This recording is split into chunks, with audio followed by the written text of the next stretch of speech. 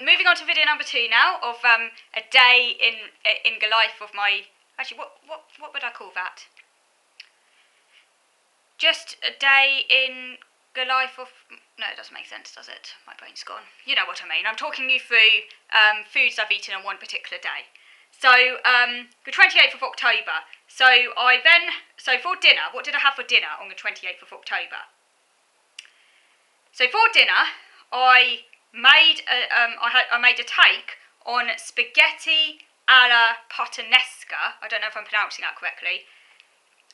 Which was taken from cookingonabootstrap.com. Again, the link for that cooking website, will be posted below. Do go and check this website out. I think it's a fantastic website. I discovered it very recently when I was on Twitter, and it is the creation of Jack Monroe, who is an award-winning UK food writer. She has written books, including A Girl Called Jack, A Year in 120 Recipes, which I would like to buy, but many of her recipes are on her website where you can freely access them. All her recipes, as the title would suggest, are low budget, which means you can cook healthy meals without spending too much money. Most of her meals are very easy to prepare as well, often involving store-cupboard essentials such as tins. Pasta is the ultimate comfort food, so I was pleased to stumble upon this recipe. Normally, spaghetti alla puttanesca is made with anchovies, but her version uses tin sardines instead, which might shock the traditionalists. I omitted the capers and the fresh chilli. I used dried instead, so mine was not completely loyal to the recipe, but it was very nice. So here's what I did. I roughly chopped garlic. Now, Jack recommends leaving the garlic chunky because it imparts more flavour, and I would say this is very true. I loved the sensation from the chunky garlic, but not everyone does, so if you don't like the sensation from chunky garlic, just slice it finer. The garlic was sautéed in a large saucepan with the dried chilli and olive oil. Then I poured over a small tin of chopped tomatoes and some extra oil. Jack recommends using some of the oil from the sardines, and brought it to a boil. I then added the tin sardines, broke them up with a wooden spoon, and stirred this into the sauce. I simmered the mixture for a few minutes. Meanwhile, I cooked the spaghetti and transferred it to the sauce for the last minute to heat through and cook the pasta in the sauce.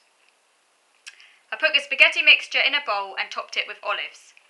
I used a can of baby sardines, I used Parmentia, which is a really good company. If you can buy Parmentia sardines, I recommend them. I used a can of baby sardines that included olives in a can. I think they were Parmentia. Don't take me at my word for that, but they were really nice, whatever they were. Lucky for me, there were olives already in the can, so I didn't need to get extra, and that was very, very handy. So that was just one day in cooking. I hope you enjoyed it, and do check out the websites for recipe ideas. Also, recently I have tried my first coffee from the Around the World Witards box set that I did refer to when I did a video on my trip to Portsmouth. So this is the coffee I am currently drinking. It's Monsoon Malabar coffee.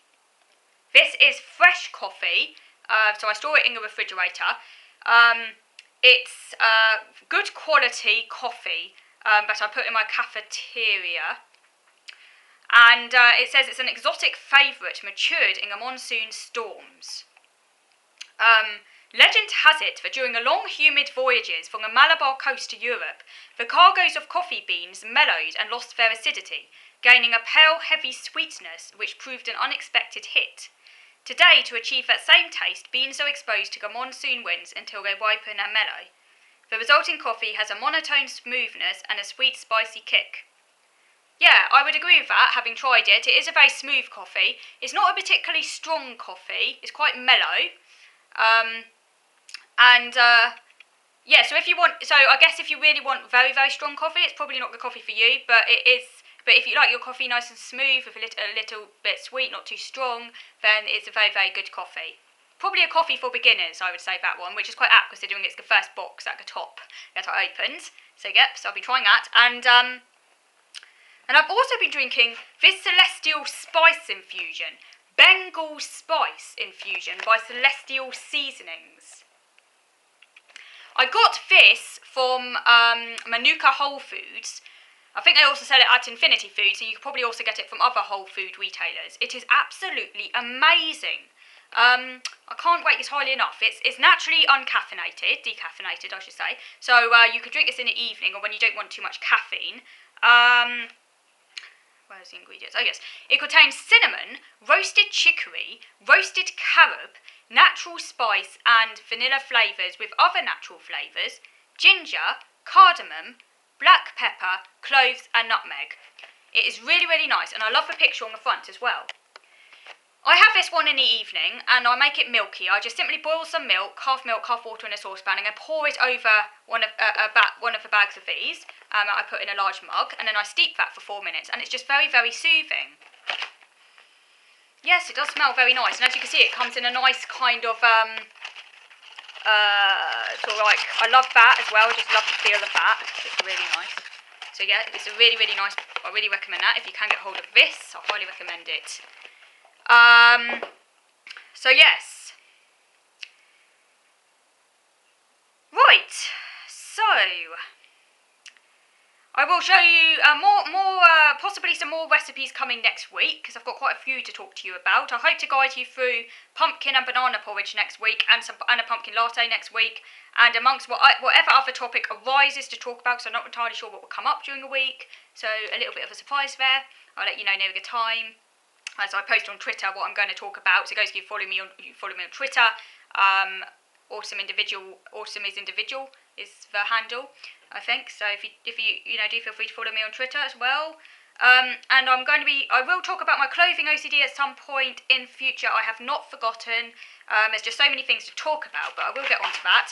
But in the meantime, if you'd like to read a little bit about my various issues, including my clothing, please go and check out my latest blog article called Who Am I? I'll put a link to that below, so do go and check it out if you'd like to read about it in the meantime.